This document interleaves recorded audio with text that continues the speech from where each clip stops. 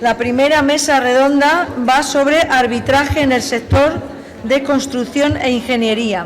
Vamos a pedir que suban al escenario Carolina Roca, que es presidenta de la Asociación de Promotores Inmobiliarios de Madrid, a Fernando Díaz Barco, que es director de la asesoría jurídica de SACIR, a Ricardo Cuesta, que es General Counsel de Dragados Group, a José Ramón Martín Marco, registrador de la propiedad, director del Centro de Conciliación y Mediación Registral, y a Miguel Ángel Serrano, vicepresidente del Consejo Arbitral de la Comunidad de Madrid, que va a ser el moderador.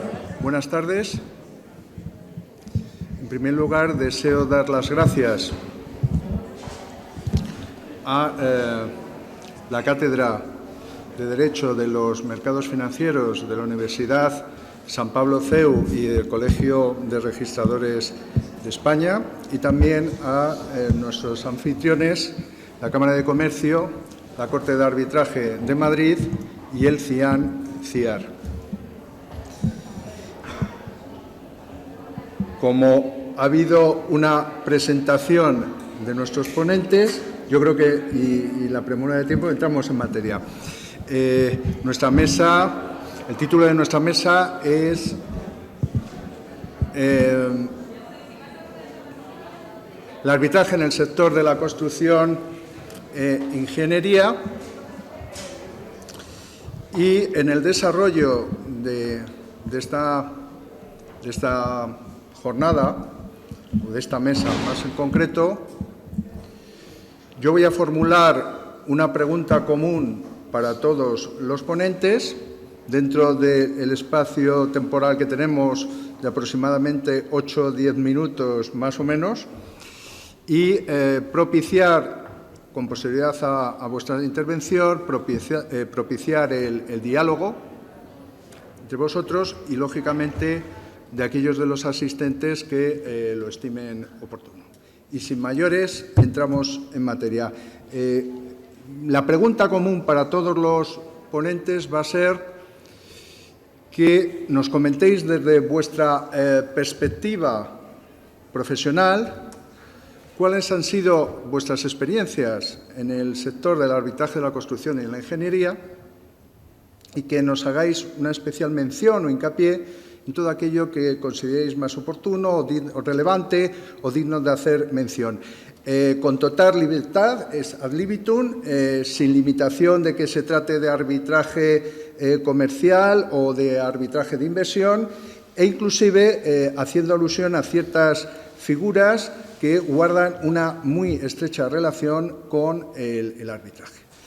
Pues empezamos por Carolina. Por favor, si nos das tu opinión al respecto y, por favor, una vez que terminen cada una de las intervenciones, cualquier comentario por parte de los miembros de la mesa, apostilla lo que queréis, entablar un diálogo, y también me gustaría contar con la participación de todos aquellos de ustedes que lo estimen oportuno. Y si no, haremos preguntas ustedes. Pues muchísimas gracias y adelante, Carolina. Bueno, muchas gracias. A ver, yo voy a contar con toda honestidad cómo me inicié en el arbitraje.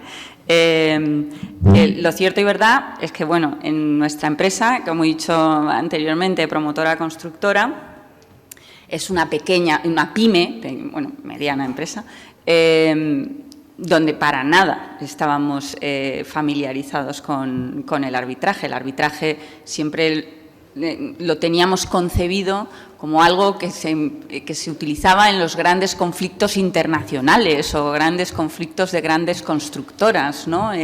Grandes infraestructuras. No era algo que entrase en nuestro mapa y hoja de ruta.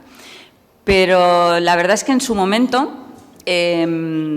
justo después de la crisis del 2008, sufrimos muchísimo el tema de las demandas de comunidades de propietarios con respecto a nuestras promociones. Es algo que siempre se ha sufrido, independientemente del grado o nivel de postventa que hagas, aunque hagas un servicio postventa muy profesional y atendiendo bueno, pues todos los repasos que haya que atender una vez se entrega una promoción.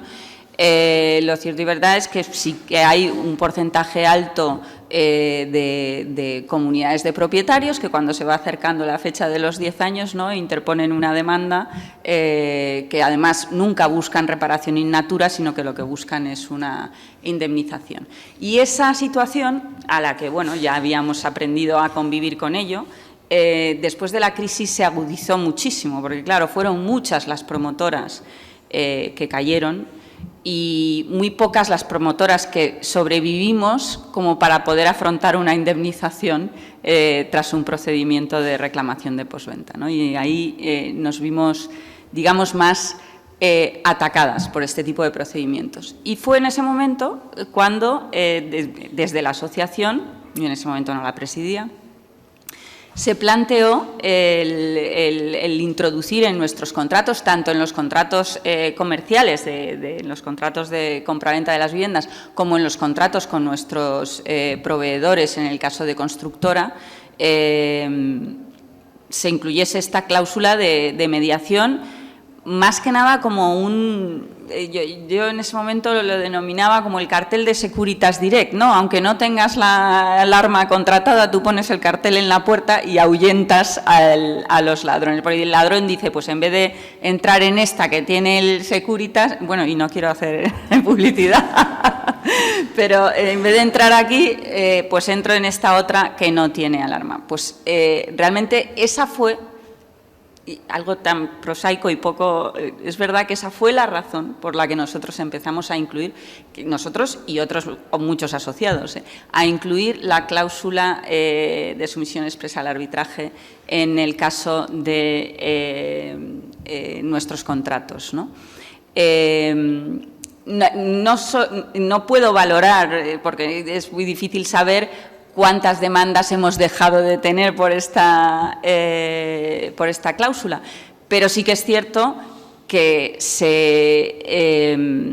el hecho de poder acudir primero a la mediación y el hecho de plantear un arbitraje es algo que cuando una comunidad de propietarios se junta en la típica reunión donde vamos a ver, vamos a encargar un peritaje y vamos a contratar a un letrado, pues la cosa cambia y suaviza, digamos, la negociación de atención del postventa, ¿no?, para llegar a una solución sin tener que seguir adelante. Pero bueno, aunque esos fueron los inicios, ahora ya llevamos muchos años aplicando estas cláusulas y ya hemos pasado por unos cuantos arbitrajes y seguimos inmersos en alguno,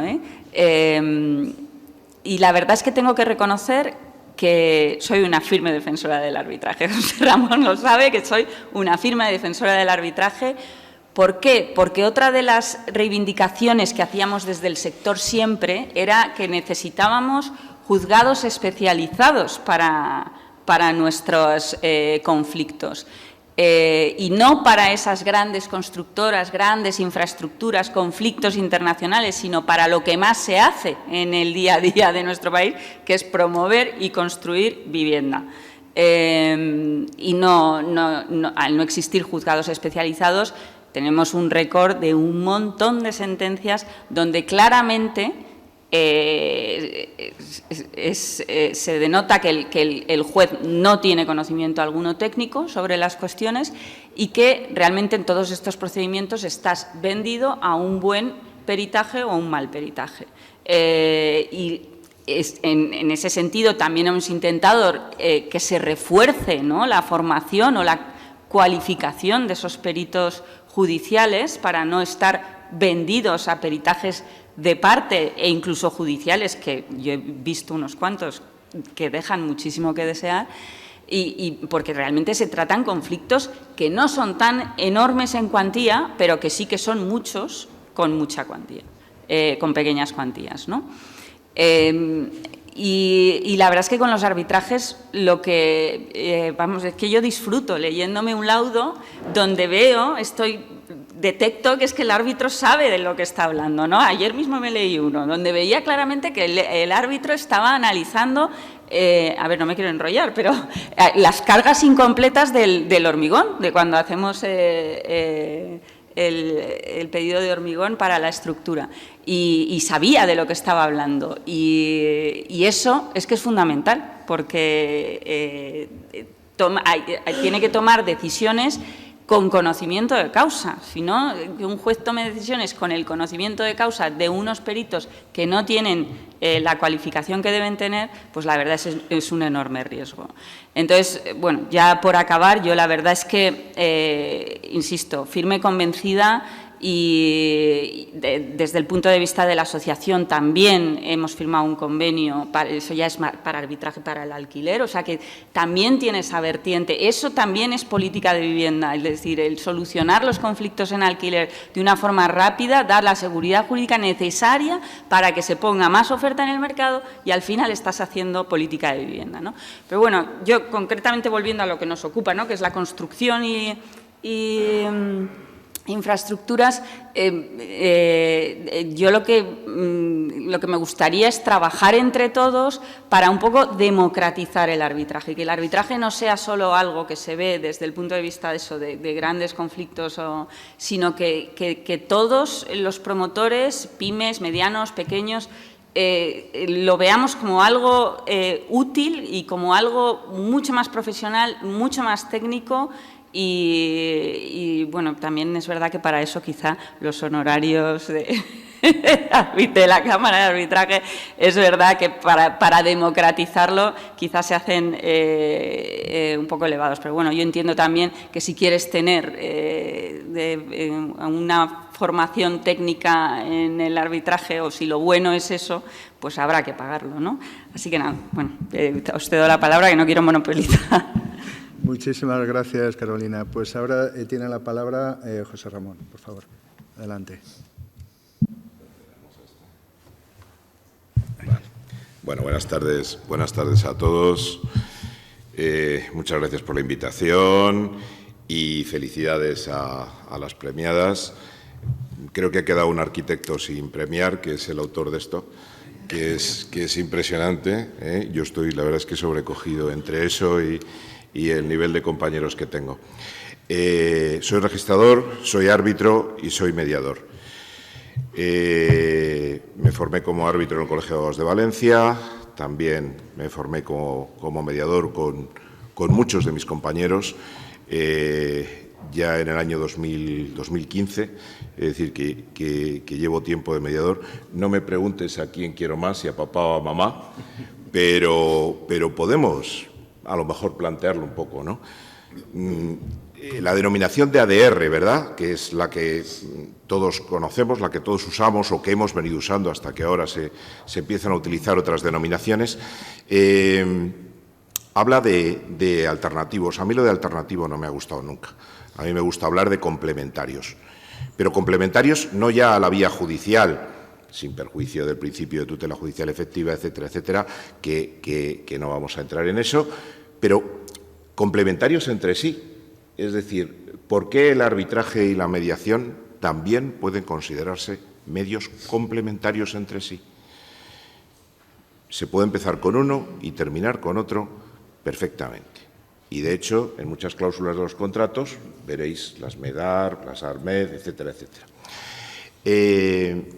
Cuando un directivo de una empresa de construcción, promotor, se encuentra con un problema,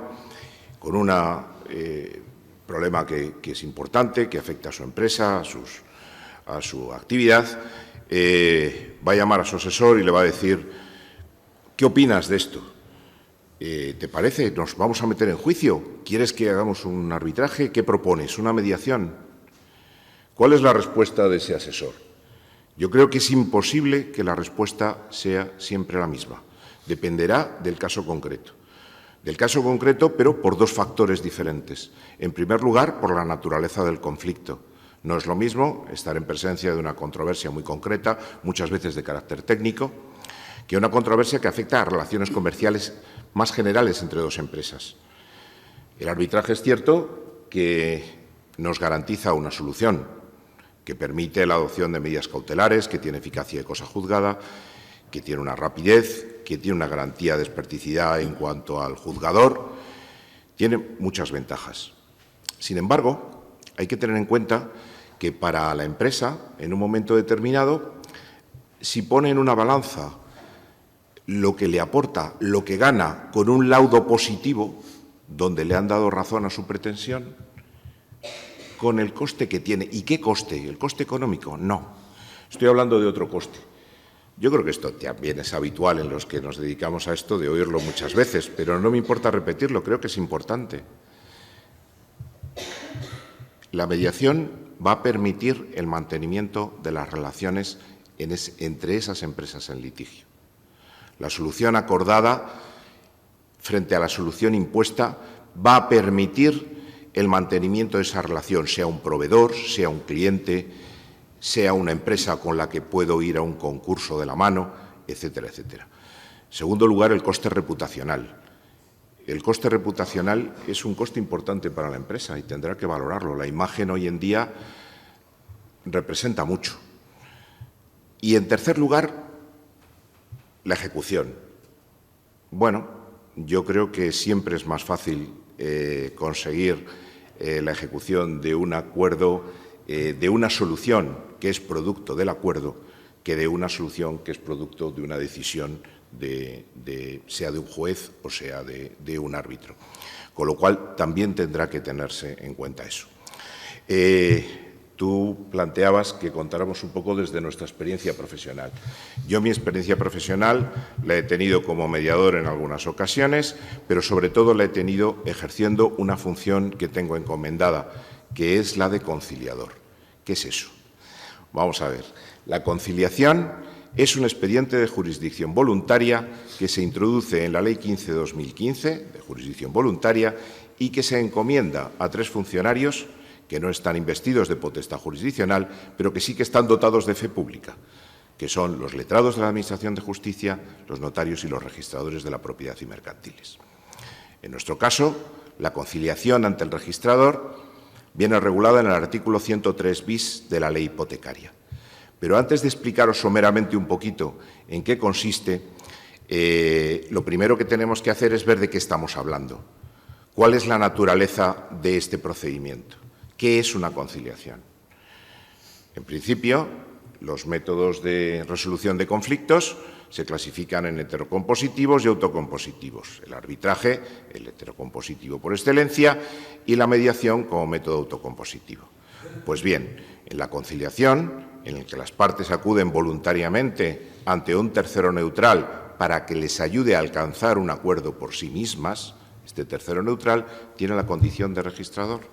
Y este tercero neutral va a realizar entre esas partes en conflicto una mediación. Por lo tanto, la conciliación no es más que una mediación cualificada. La mediación es el género y la conciliación la especie. Dicho esto, ¿cuáles son las peculiaridades o las características que presenta este expediente de jurisdicción voluntaria y cómo podemos permitirnos diferenciarlo de lo que sería un procedimiento de mediación? Los principios rectores son los mismos: la voluntariedad, la confidencialidad, la neutralidad, la imparcialidad, la buena fe que se exige a las partes cuando acuden a este procedimiento y también la flexibilidad que el mismo tiene. ¿Cómo lo podemos distinguir entonces? Bueno, pues en primer lugar por la cualidad del tercero neutral. Al registrador de la propiedad no se le exige que sea mediador, porque lo que está ejerciendo es una función más de las que tiene encomendadas. Igual que ejerzo el control de legalidad a través de la calificación de los documentos, igual que pido la publicidad formal, tengo que hacer una conciliación si se me pide. Para mí es obligatoria. Estoy ejerciendo una función pública. Yo tengo formación de mediador. ¿Por qué? Bueno, pues porque, lo primero, porque me gusta. Y lo segundo, porque creo que me ayuda a desempeñar mi trabajo de una manera más solvente. Y en eso creo que el Colegio de Registradores ha hecho un esfuerzo muy grande y ha procurado la formación de muchos compañeros.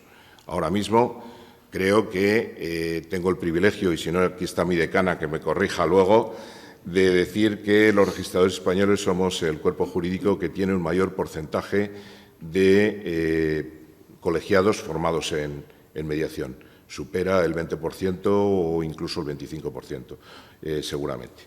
Constituimos, de hecho, una asociación para la mediación, el arbitraje y la conciliación en el año 2015, Conviventia, que, bueno, podemos decir que hoy es un pequeño referente en materia de solución de controversias inmobiliarias, fundamentalmente, y también mercantiles. Cuando el tercero neutral, que está ejerciendo esa función de conciliar, ¿es lo mismo que mediar? Bueno, en principio se le permite un mayor grado de intervención. Pensad que cuando las partes acuden a un conciliador, a un registrador, a una conciliación ante un registrador, no están esperando tanto esa figura del mediador que va a facilitar la comunicación, que va a averiguar los intereses, que va a hacer que las partes pasen de las posiciones a los intereses, que va a reunirse separado con uno, separado con el otro, para ver cómo pueden intentar llegar a un acuerdo. Yo creo que están pensando más en otra cosa. Están pensando más en el consejo. Están pensando más en que les ayude a encontrar esa posible solución que satisfaga los intereses de ambos. Por eso es una responsabilidad importante y hay que ejercerla con dignidad, con formación y sobre todo, con empatía hacia las partes. Porque cuando te vienen al despacho, y tú me preguntabas por experiencia profesional, es complicado porque como funcionarios públicos que hacemos una función como es calificar los documentos, a lo mejor no estamos tan acostumbrados a lidiar con determinadas situaciones donde la parte emocional aflora. Por eso, yo particularmente, y es una opinión personal, prefiero que me vengan los profesionales al despacho. Es decir, prefiero que las partes vengan con sus abogados o que vengan con sus técnicos. Yo he hecho conciliaciones con arquitectos, he hecho conciliaciones con topógrafos, fundamentalmente en materias de delimitación de fincas, he hecho conciliaciones con administradores de fincas en problemas de divisiones horizontales. Entonces, digamos que esa presencia del profesional es muy importante también para que el desarrollo del procedimiento se pueda llevar a cabo dentro de unos cauces de normalidad y de corrección hasta el final. Dos cuestiones que no quiero dejar pasar, y ya con esto termino y doy paso a mis compañeros de mesa, que hay que tener en cuenta cuando se quiera ir a una conciliación ante un registrador, es que nuestra competencia, digamos que está delimitada. El artículo 103 bis de la ley hipotecaria dice que los registradores serán competentes para conocer de los actos de conciliación en materia inmobiliaria, urbanística y mercantil o que verse sobre hechos o actos inscribibles en el registro de la propiedad, mercantil o cualquier otro que sea de su competencia para alcanzar cualquier acuerdo extrajudicial en materias que sean disponibles. Eso es lo que viene a decir el 103 bis. Por lo tanto, nuestra competencia, materia inmobiliaria, urbanística, mercantil, con independencia de que el objeto de la pretensión o el acuerdo que se alcance sea o no inscribible. Si se traduce en una compensación económica, se traduce en una compensación económica. No se tiene que asociar que se está ante el registrador haciendo un procedimiento de conciliación con que el resultado se va a inscribir. No, lo ha dicho la Dirección General en una resolución de 31 de enero del 18 que lo dejó clarísimo, que revocó la calificación de un compañero diciendo que él no hacía la conciliación porque no era inscribible. Y le dijo, no, usted la tiene que hacer igual porque es materia inmobiliaria. ¿De acuerdo? Con lo cual, eso lo primero. Y lo segundo, en materia de la competencia territorial. El primer problema que se encuentran las partes cuando deciden acudir a un procedimiento de resolución de conflictos complementario es elegir quién es ese tercero neutral. Ese es el primer problema, eso es el primer acuerdo que tienen que llegar. Bueno, pues ese acuerdo, ese problema está solucionado en sede de conciliación registral, porque tenemos competencia territorial. El Estatuto propio de los registradores delimita su competencia por su ámbito territorial. Es decir, habrá que ir donde esté inscrita la finca, si son varias, a cualquiera de ellos, si se trata de sociedades, donde tengan su domicilio, es decir, al registrador mercantil, donde esté inscrita la sociedad. Y ya para terminar, decir que el procedimiento de conciliación termina recogido, tanto si hay avenencia como si no la hay, en un documento público como es la certificación del registrador.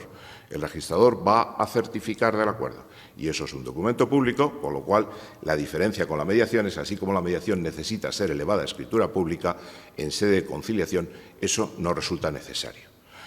Nada más.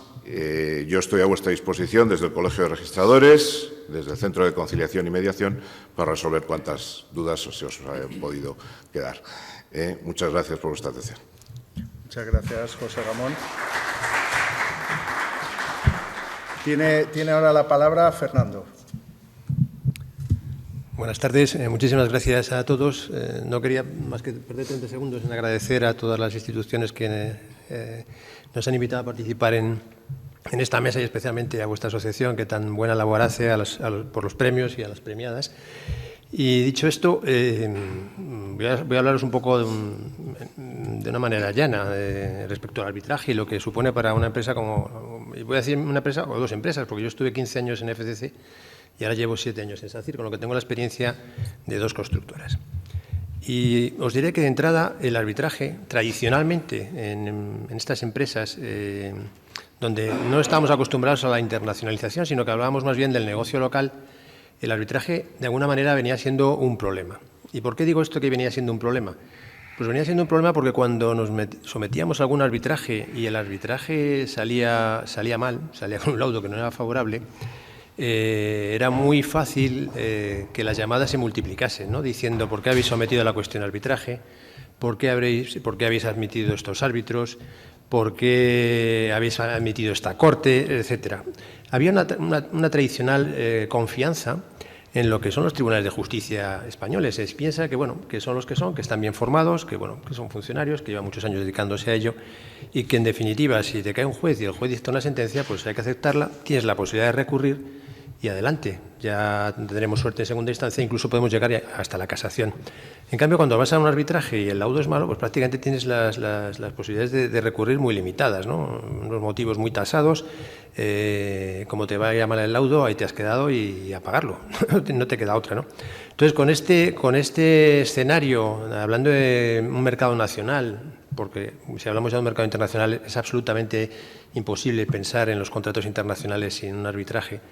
Hoy en día eso es absolutamente imposible. El debate yo lo traslado un poco al caso español, ¿no? Es decir, cuando en España tenemos que poner la confrontación de si me someto a los tribunales de justicia ordinarios o me someto al arbitraje. Y en este punto hay 2 cuestiones. Una de ellas la ha mencionado Carolina, es decir, el tema de los juzgados, ¿no? Es decir, el nivel de especialización que los mismos tienen. Es cierto que los juzgados, por ejemplo, aquí en Madrid, de los que están ahí en la zona de Capitanaya antiguo, ahora poeta Maragall, Joan Maragall, yo es que soy de la vieja escuela, bueno, pues más o menos, en general, yo he vivido, sufrido muchas sentencias y podría decir que en general las sentencias que se han dictado ahí no he tenido nunca una sensación de estos jueces no están especialmente preparados. Lo que ocurre es que la jurisdicción no es así, por desgracia, en todos lados, ¿no? Entonces, yo que he llevado la asesoría jurídica de España y el Departamento de Litigio, pues tenemos muchos sitios y tenemos pueblos. Es decir, muchas veces cuando tú contratabas la organización de un pueblo, y era un buen contrato, a lo mejor puede ser varios millones de euros o antiguamente pesetas, si ibas a contratar con ellos querían que los sometieses a la jurisdicción de su provincia o incluso de su pueblo, ¿no? Y en esto, ayer mismo, por fin terminamos nosotros un juicio en un pueblo de Toledo, no es decir, no, es que es un pequeño contrato, no, un contrato en el que estábamos reclamando varios millones de euros y ayer se quedó visto para sentencia un juicio iniciado hace 12 años. 12 años. Imagínense la dificultad que hemos tenido para el juicio que lo celebramos estos días, recopilar testigos. O sea, había testigos muertos, había testigos que ya no se sabe dónde estaban. O sea, ha sido una dificultad absoluta y la defensa del juicio ha sido muy deteriorada. ¿Qué pasaba? Pues que la competencia estaba en un juzgado de primera instancia, instrucción y violencia de género. Entonces, como hubiese no sé qué pasaba, teníamos muy mala suerte que siempre había un caso de violencia de género cuando nos tocaba celebrar la audiencia previa y tuvimos que suspenderla hasta 8 veces.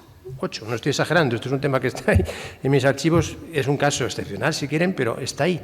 Entonces, claro, si una empresa como la nuestra está reclamando 4 millones de euros, que no es una cuestión baladí, y tiene que estar 12 años peleando por el litigio lo va a defender mal porque al final los testigos ya ni están, han desaparecido.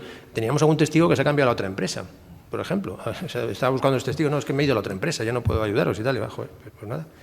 Entonces, entre el juzgado que no tiene esa especialización, que no conoce, que no es ágil, como sí puede ser un árbitro que sea un especialista en construcción, entre la dilación de los juzgados en estos casos, que puede ser exagerada, pero este es un caso muy exagerado, pero nos están durando los juicios muchos años. Y ahora, con esta situación post-COVID, el reparto de los asuntos hace que los juicios se señalen pues para un año, o que antes de repartir una demanda, nosotros hemos presentado demandas después de verano y no están admitidas a trámite, ¿no? Entonces, esto es una cuestión absolutamente que va en contra de lo que es la tutela judicial efectiva. Y en ese sentido, creo, y hace que las empresas, por lo menos como la mía, se estén reconsiderando el planteamiento del arbitraje como una cuestión fundamental para resolver sus cuestiones y para resolver sus litigios. Y en ese sentido entiendo que es donde tiene que estar la potencia del arbitraje, en la calidad de los árbitros, en la independencia, en la objetividad, en la rapidez de los mismos y en su especialidad y conocimiento. Y ahí creo que el arbitraje tiene una batalla ganada. Y en ese sentido se va ganando pasos adelante frente a los juzgados. Primero, pues nos viene bien a todos que se liberen un poco los juzgados de estas cuestiones y que se sometan, por ejemplo, a otro tipo de cuestiones que no puede resolver un árbitro, ¿no? Cuestiones familiares o otro tipo de cuestiones, la violencia de género. Mejor que los juzgados se dediquen a lo que evidentemente se pueden dedicar, porque cuando estamos hablando de cuestiones como un contrato de construcción, una ingeniería con una especialidad muy grande, con una alta especialización, con un conocimiento necesario, es una pena que al final eso lo resuelva alguien que no sabe nada y que está en manos de un perito que puede ser una persona honesta, competente, pero también puede ser un desalmado. Nos hemos encontrado con peritos que muchas veces, y con perdón, pues que al final han faltado realmente a la verdad en la instrucción, y el juez muchas veces lo ha detectado, pero otras veces no, y hemos sufrido eso en los juzgados. En este panorama, con este panorama, entiendo que es fundamental el refuerce que pueda tener el papel de los arbitrajes. Y hablo de arbitrajes y hablo de otro tipo de cuestiones que pueden ayudar a resolver las cuestiones. Hemos padecido en los últimos tiempos, por ejemplo, una especial subida de los precios en las materias primas. En muchos, de todo, pero de las materias primas específicamente se hace un tema complicado. Es decir, nos encontramos con unos precios cerrados, normalmente que son los que se imponen a un contratista en el marco de un contrato de obra, donde no tiene la posibilidad de revisar, donde dice que ha revisado los precios y los conoce todos, pero de repente los precios suben como han subido. Han subido tanto que hasta el propio Gobierno dictó un Real Decreto para actualizar los precios y revisar los precios en las obras públicas con unas condiciones, pero que más o menos a los constructores nos ha dejado más o menos contentos, ¿no? Pero en el marco, por ejemplo, privado, ha sido muy complicado ese tema, ¿no? Entonces, ahí ha entrado en juego siempre sistemas de mediación, sistemas de conciliación, mediaciones no solamente de carácter jurídico, sino también técnico, la intervención de arquitectos, la intervención de ingenieros, que han mediado, que han ayudado, que han hecho comprender un poco el problema y que han dicho ni para ti ni para mí, y vamos a intentar solucionar este tema. Son muchísimos los casos que nosotros hemos solucionado por vía de esa mediación, que podría ser ad hoc, si queremos decirlo, específico, para resolver la cuestión, y que ha ayudado muchísimo la viabilidad de los contratos y de los proyectos. Por tanto, ese tipo de mediaciones, de conciliaciones, de alternativas en la resolución de las disputas, entiendo que es fundamental, especialmente en estos tiempos que corren con estas problemáticas que os he comentado. En este marco, por tanto, entiendo que es fundamental abrir el paso definitivamente al arbitraje, definitivamente a estas mediaciones, a estos medios alternativos de resolución de conflictos, como media alternativa para unos juzgados colapsados, lentos, no especializados, y que en algunos casos, insisto, no reúnen los requisitos mínimos para que se garantice la tutela judicial efectiva, o incluso puede suponer, como hemos comentado en esta mesa ya, un riesgo reputacional para una empresa que se puede tirar 4, 5, 6 años esperando una resolución de un conflicto sin que haya esa solución. Y con esto no quiero decir nada más. Yo creo que con esto es la idea que tenía de daros. Gracias. Muchísimas gracias, Fernando. Adelante, Ricardo. Muchas gracias. Yo le voy a cambiar el paso a Miguel Ángel porque nos pide que hablemos de experiencias, ¿se oye, verdad? De experiencias, bueno, por lo que respecta al sector de la construcción ya las ha contado Fernando muy bien. Únicamente yo, bueno, simplemente por contar una anécdota divertida, en el ámbito internacional, que tengo alguna experiencia, lo más divertido o extraño que me ha ocurrido es un arbitraje administrado por una institución en Madrid con sede en el estado de Nevada, en Estados Unidos. No creo que esto se haya visto en muchas ocasiones. Pero bueno, dicho esto, a modo de anécdota para empezar, decía que quería cambiarle el paso a Miguel Ángel porque yo quería hablar un poco de futuro, ¿no? Quería hablar un poco de los retos que se presentan que se le presentan al arbitraje y en particular al arbitraje de construcción en el futuro, y todo ello para poner en valor dos características muy relevantes a mi juicio del arbitraje, que son la flexibilidad y la capacidad de adaptación.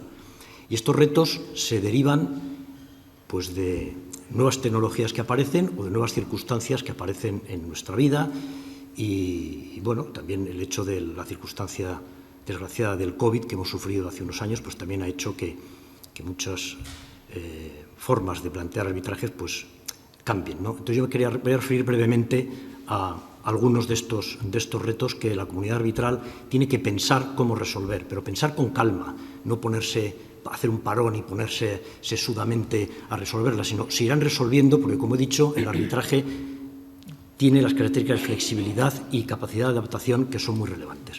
En primer lugar, uno de los retos es evidente, a todos se nos salta la imaginación, que es la inteligencia artificial. Estamos todos asombrados por las capacidades que nos enseñan el chat GPT, todas estas, en fin, inteligencia no artificial, ¿no? En la comunidad arbitral tenemos que aceptar que la inteligencia artificial está ahí. Parece ser que esto va a facilitar el trabajo, amenazan con que los abogados vamos a dejar de tener trabajo, bueno, está por ver. Pero surgen cuestiones de alcance incluso ético y procedimental en el ámbito del arbitraje. ¿Qué pasa con la posibilidad de que se creen con inteligencia artificial pruebas falsas, documentos, fotografías, vídeos? Todos nos acordamos de estos casos de escritos en los que se cita jurisprudencia falsa, ¿no? Que no existe. ¿Es lícito para los árbitros utilizar la inteligencia artificial en la redacción del laudo, por ejemplo?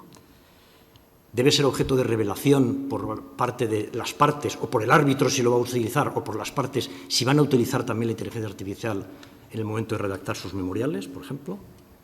Bueno, pues son cuestiones que ahí están, ¿no? Las voy a citar muy rápida, no me voy a demorar mucho porque tenemos poco tiempo. Otro reto es el de las criptomonedas. Criptomonedas es un medio de pago.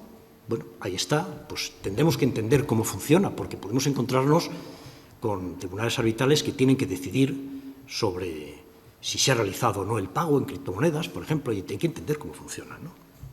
Blockchain. ¿Cómo se enfrenta un árbitro a un contrato ejecutado en blockchain? Que, como sabéis, es una base de datos colaborativa donde están ahí los elementos del contrato. Pues seguramente, yo ahora mismo no sé cómo se hace, pero ¿cómo se presenta la prueba de un contrato en blockchain en un tribunal arbitral? Hay que estar preparados. Habrá que buscar la manera de hacerlo, pero es un reto. Por lo que respecta ya más concreto a la construcción, la tecnología BIM, el Building Information Modeling, que, como sabéis, es una tecnología que centra toda la información de la vida del proyecto en un modelo de información digital que se crea colaborativamente.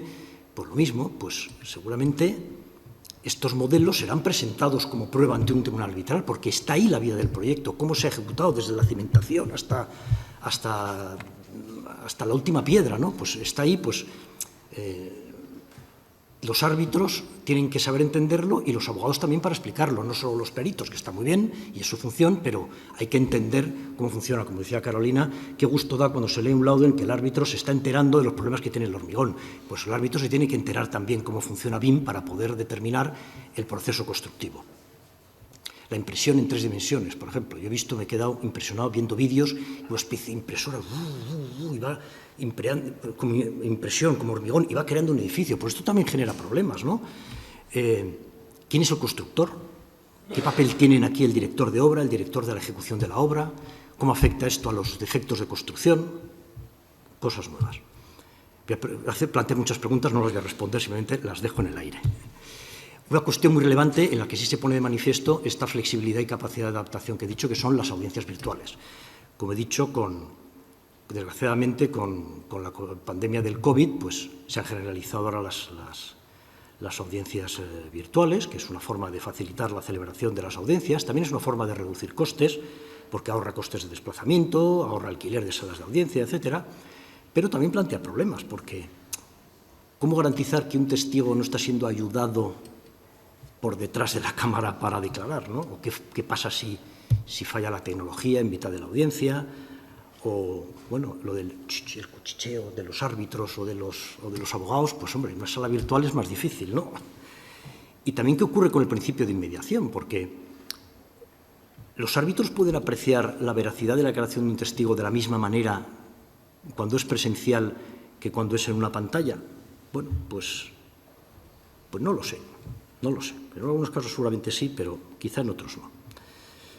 Otra cuestión que las audiencias virtuales se generalizarán seguro, pero planteo estas dudas porque posiblemente no sea necesario o indispensable que sea en el 100% de los casos. Otra cuestión relevante que hay que tener en cuenta es la protección de datos.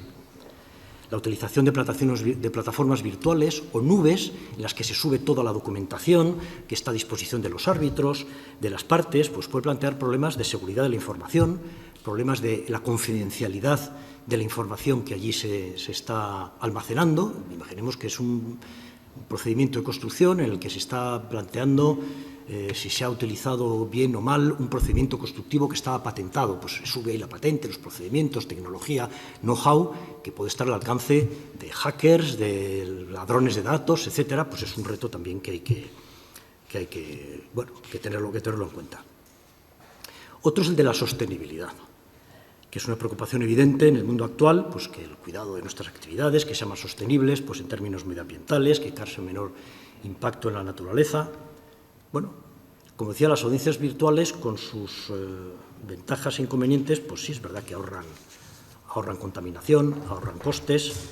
Incluso hay quien es capaz de medir el ahorro en emisiones de CO2 si se evita una audiencia presencial. Bueno, existe en el ámbito del arbitraje lo que se llama una campaña que se llama el Green Pledge o el compromiso verde, pues para favorecer prácticas arbitrales sostenibles desde el punto de vista medioambiental, para neutralizar la huella de carbono, etcétera, favorecer la eficiencia energética. Bueno, pues como he dicho antes, todo esto está muy bien, pero hay veces que, a pesar de todo esto, hombre, si es un arbitraje nacional y todos estamos en Madrid, pues es muy fácil, pero en el ámbito internacional es más complicado, cuando una parte está en España, el otro está en Argentina y el tribunal arbitral tiene sede en Zúrich y el árbitro, bueno, en fin, es muy complicado reunirse, ¿no? Pero a veces el cliente, la parte que está reclamando o defendiéndose en el arbitraje, puede pensar que es mejor una audiencia presencial porque piensa que así se van a entender mejor sus posiciones que no en una audiencia virtual. Bueno, pues son cuestiones que hay que tener en cuenta a pesar del Green Pledge y de la necesidad de garantizar la sostenibilidad.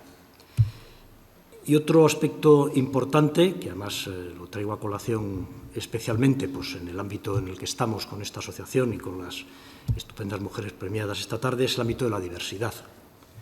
Es evidente, y lo hemos visto hoy con estos premios, y bueno, es evidente el gran paso que se está dando en los últimos años pues, para que haya diversidad en la sociedad.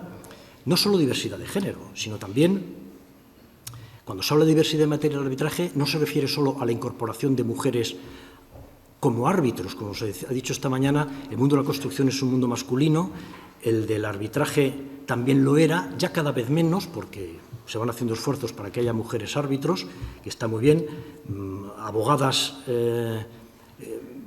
que defienden las partes, las hay muchas y muy buenas, conozco muchas excelentes, pero mujeres árbitras tiene que haber, ¿no? Yo me consta que la Corte de Arbitraje de Madrid hace esfuerzos para que se hagan nombramientos de mujeres, pero la diversidad no es solo en este sentido, sino también la diversidad, sobre todo en el ámbito internacional, diversidad geográfica, diversidad cultural, diversidad de edad, de etnia o de raza, porque a veces pues, hay quien piensa, y yo creo que también es así, ¿no? que un tribunal arbitral puede estar, en determinados casos, en mejores condiciones para resolver o entender un problema si sus miembros proceden pues, de diversas culturas o de diversos modos de pensar, ya no solo de un sistema jurídico de common law o civil law, ya no solo eso, sino en este otro sentido más amplio que estoy mencionando. Y la última cuestión que quería mencionar es la especialización en los arbitrados de construcción, que ha mencionado Fernando. No voy a extender mucho porque es evidente, también Carolina lo ha puesto de manifiesto, que es necesario que haya árbitros que conozcan muy bien este negocio. Cada vez hay contratos sobre todo en el ámbito internacional, más complejos, con muchas partes, financiadores, project manager, muchas partes que intervienen. Los árbitros tienen que tener experiencia demostrada en entender ese tipo de contratos complejos, contratos NEC 4, los Alliance, contratos colaborativos, contratos FIDIC, los JCT, en fin. Y no solo los contratos, sino también entender, como decía Carolina, el proceso constructivo, que el árbitro sea capaz de cuál es el problema del hormigón, o por qué las cerchas se han colocado de determinada manera, o por qué la excavación en zanja no ha sido correcta, lo que sea, ¿no? Pues es necesario que haya árbitros que estén bien formados en esto, porque esto es lo que da el aspecto más, lo que aporta valor al arbitraje en la construcción.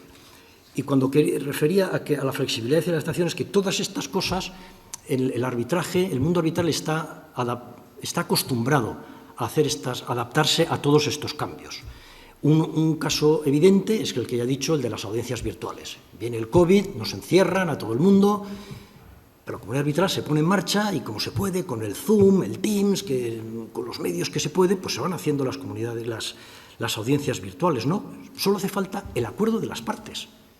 Ya está, no hace falta que venga un legislador a que establezca cómo se hace, no, el acuerdo de las partes es suficiente y se pone en marcha. Pues para resolver estos retos que he mencionado, creo que seguramente lo haremos, se hará así también. En el ámbito de la inteligencia artificial, pues lo mismo, ¿no? Pues ya está habiendo algunas experiencias hay un borrador de directrices sobre el uso de la inteligencia artificial en el arbitraje, publicado por el Centro de Mediación y Arbitraje de Silicon Valley en agosto de 2023, pues que ya establece un primer borrador de directrices qué hacer con la inteligencia artificial, como he dicho antes, esos problemas que plantea, ¿no? No me largo mucho más. En fin, lo que quería decir es que el mundo del arbitraje se adaptará seguro, con éxito, a todos estos retos que tenemos por delante, porque es flexible, se adapta, basta el acuerdo de las partes. Y digo que basta el acuerdo de las partes y no hace falta un legislador, y pongo un ejemplo. De la Convención de Nueva York de 1958, reconocimiento y ejecución de laudos arbitrales extranjeros. El artículo 2 todavía habla de que la cláusula compromisoria se entenderá hecha por escrito cuando esté contenida, por ejemplo, en un canje de cartas o telegramas. Ya nadie escribe cartas o telegramas. Pero la Convención de Nueva York no se ha modificado, porque es muy difícil modificarla. Pero, sin embargo, en la comunidad arbitral, con los árbitros y también los tribunales que han dictaminado sobre estas cosas, pues se ha adaptado. Bueno, pues valen los otros medios de comunicación modernos, ¿no? En fin, que con esto yo simplemente quería llamar la atención sobre estos retos que se plantean a la comunidad arbitral, que estoy convencido de que se resolverán poco a poco, gracias a esa flexibilidad y capacidad de adaptación, sin necesidad de grandes preocupaciones y anticiparnos a problemas que a lo mejor no existen. No vaya a ser que nos ocurra como aquellos consultores que habían descubierto una solución maravillosa, pero estaban buscando ahora un problema para poder aplicarla. Muchas gracias.